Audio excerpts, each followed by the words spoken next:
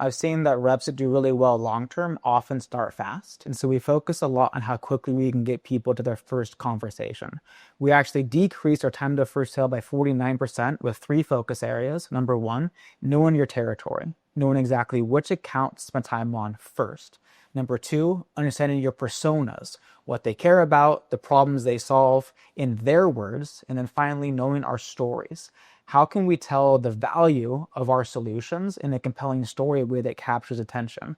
If reps are armed with just that, they're able to go create meaningful conversations, loop in the right people, and we can win deals quickly, even without mastering all the other product pieces and other elements as you ramp. This rapid onboarding, super interesting. The thing that I missed though is product knowledge. And I think that's where like almost everybody starts. Like as soon as you log into your Gmail, the next thing you're doing is going in and learn about the product. It's not even on your top 3, man. You're having people have conversations without even talking about that. Like what's going on? Yeah, and I think it's a miss for most orgs leading with products.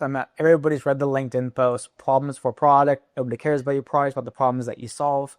But we still have a very complex product at LaunchDarkly. When we get into product, we've got multiple like integrations, back end versus front end, different personas. If I wanted a rep to get good at our product before having conversations, they're not going to talk to anybody for 6 to 9 months, which isn't good. But the reality is I also have this massive supporting cast, an ecosystem, where if a rep can bring in a quality opportunity, we have SE support, we have mentors, we have sales leaders. We can go help bridge the gap of how the product actually worked at a technical level, as long as they know the right people to talk to and the problems we solve and some stories to earn the time, we can surround sound them to go win. We had a rep come in and in her first couple of weeks, self-source a 6-figure opportunity.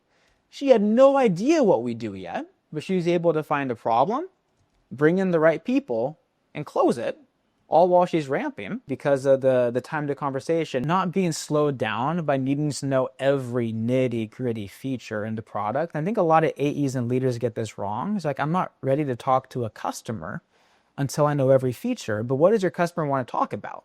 Every feature that you can scroll through on a demo, or do they want to talk about their problems in their language, the outcomes that you drive in their language, and some level of evidence that you've helped somebody similar solve those problems? It's going to be the latter. And then hopefully you're at a company, and if you're not, you might be at the wrong company, that has plenty of people that know the product that can support you as you learn the product over time. So I don't want people to take this wrong. I'm not saying product knowledge isn't important. You should get good at your product. You should get great at your product, but it is not a prerequisite to talking to customers. So your theory is that if we can get people talking about the problems in the context of their buyers and can tell customer stories and understand which accounts to target because they're the most ready to go, we get people quickly into deals. And then when they're in deals, their manager and their technical support team can guide them through a deal and they're learning along the way. But like you would much rather have that situation than somebody be able to like do a deal all by themselves, but it takes 9 months to get there. Exactly. What's the reasoning behind that? Like help me understand like why you've landed there. Cause I've never heard of anyone that doesn't teach product before the first conversation. I'm like, you got my curiosity peaked to the max.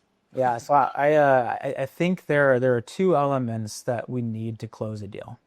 We need to know that the product works, and we need to know that the product working leads to value that's meaningful. Okay, that's overly simplified, but most sales processes, most sales teams go about it in the wrong order. Nobody cares if your product works if they're not already convinced that the product working matters. It's why before we even go into a POV or a demo, I want to validate at the executive level, hey, if this actually worked, does it matter to you? Because otherwise, what's the point of technical validation? And so when I think about the problem aspect, I don't need the rep to go in and talk about the nitty gritty details of the product until we validated a problem we're solving. And then from a customer standpoint, they don't want to hear on a discovery call the laundry list of features that makes it work. They're not going to believe it anyway. They want to hear a proof point of a similar company or organization that solved the problem using that service. That then gives you a license to go prove it with deeper technical validation.